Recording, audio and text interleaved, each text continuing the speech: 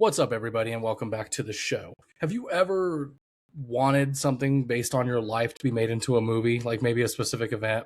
That's kind of what's happened here. So, we're back to do a trailer reaction to Eli Roth's Ice Cream Man.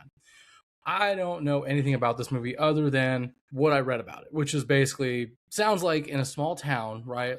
Idyllic, just like any other town. An ice cream man rolls through. He's serving treats to the kids that makes them homicidal maniacs. That's all we know about this movie. And I gotta be honest with you, this teaser is literally like maybe 30 seconds, so it's super short. With that being said, I think there's enough time for me to kind of talk a little bit. I know you guys came here to see the teaser and get my reaction, but why don't we talk about the man, the myth, the legend first, before we just dive into the trailer? Who is Eli Roth? For those of you that don't know, I've been watching this dude's movies since I was a child. Like, when I was in first grade, I went to the theaters to see Cabin Fever. I think that's his first movie. I can't remember. Please don't hold me to that. But I'm a pretty big Eli Roth fan. I'm not a diehard, but I pretty much love all his movies, dude. I even love the movies that people love to hate on. Like when he did Death Wish with Bruce Willis. I know that's not really an Eli Roth movie, but he directed it, so it is. But Cabin Fever was my first like introduction to him, and then the next film I saw by him was Hostel, which, dude, probably shouldn't be watching that movie if you're like a child. Again, that was what? I think I was in like grade school, maybe middle school when that came out. I can't remember, but I remember watching that. I remember seeing the sequel and still liking it. And then for whatever reason, I didn't watch any other film of his for a long time. I think the last one I had seen prior to Thanksgiving, dude, probably Green Inferno, which was okay. It was pretty good. It's very old school Eli Roth. That's who Eli Roth was, in my opinion. Very gory. That's what he was known for. I would argue to this day, dude, that Hostel is still his best film, period. A lot of people think it's Thanksgiving. A lot of people would say Green Inferno. Some would actually say Knock Knock, which is, again, another Eli Roth film that doesn't really feel like an Eli Roth film, but it is. He's also an actor. He's been in some movies. You guys, if you don't know the name Eli Roth, I promise you do. He's in a certain Tarantino film and he plays the Bear Jew.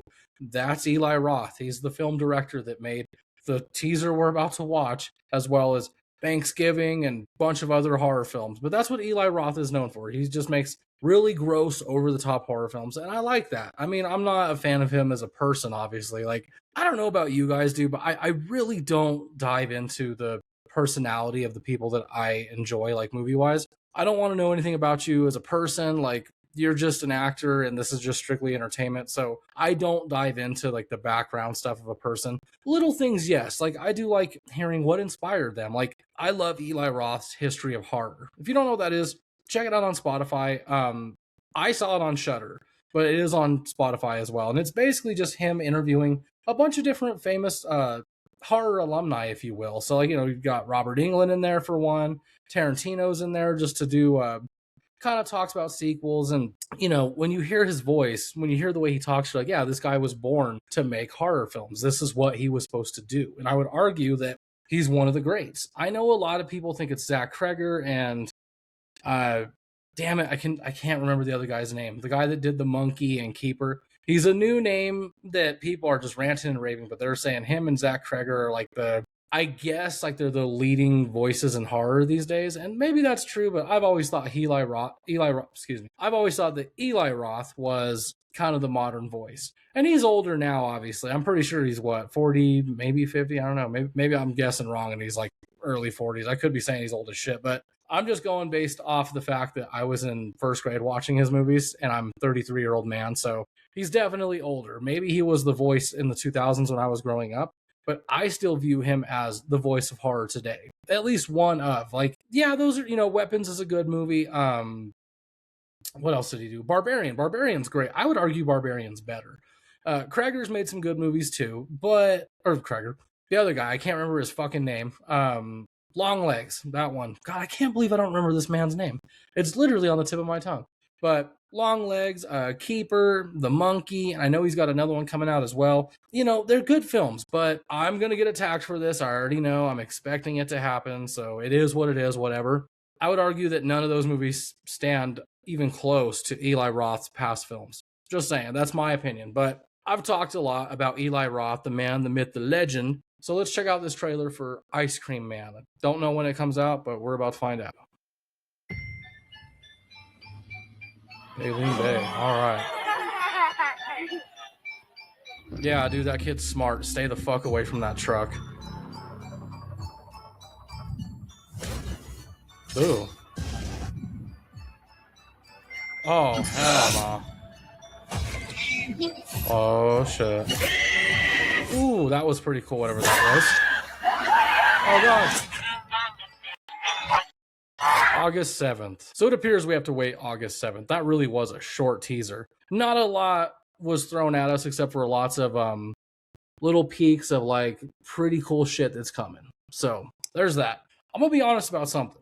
When I mentioned earlier that like, hey, have you ever wanted a movie based on something that happened to you as a kid? What I'm talking about is when I was a kid, we always had this theory that the Ice Cream Man would poison children or kidnap the kids, turn them into monsters, or the very worst, every parent's horror story to tell us kids was they'll take you and mutilate you, take you apart, do horrible things to you. And we trusted our parents. We knew they were telling the truth, but we also thought they were exaggerative. We were like, man, you guys just have absolutely no imagination. What if this motherfucker fed us poison that turned us into little super soldiers, dude? And like, so I used to think about that as a kid because that was something we genuinely talked about. We feared it too. We thought it was a real thing, even though it never happened, obviously. But it's something that growing up, I was like, man, the fact that there isn't a movie about this is crazy. And let's be clear, this is not to be confused with Ice Cream Man, the video film from 1995. I think it was a TV movie. I can't remember, but that one's different. That's about an ice cream man that like takes the kids and makes ice cream out of their body parts or something. I genuinely can't remember it. It's not a very good film, but this is something that I've wanted to see my entire life. That being said, problem. As a parent, it is very hard to watch movies where children get hurt. I can put up with kids hurting adults in movies and being maniacal to a certain degree. Like, I don't like seeing kids doing like shit where they're cutting people up and stuff. Like, I think it depends how you do it. Like, a good example would be Scott Derrickson's Sinister. So at the end of Sinister, when we see the family get chops up, we don't actually see it. We just see the axe being wielded, and that's it. And like, that's a good way to handle it. I can put up with that. I just have a hard time seeing kids torture people, but I mostly have a hard time seeing kids get hurt. I can deal with it, like, hell, even if you did like you see the kid in the background like get hurt and blood flies on the wall, I can deal with that. I do have a hard time though watching kids get just like murdered on screen, dude. It's a lot of it is because I'm a parent. Some parents can put up with it. I do as a parent have a hard time with that. I've always had a hard time with that even as a kid. It was easier as a kid for me to watch films like Pet Sematary and all that, but now as an adult, it's like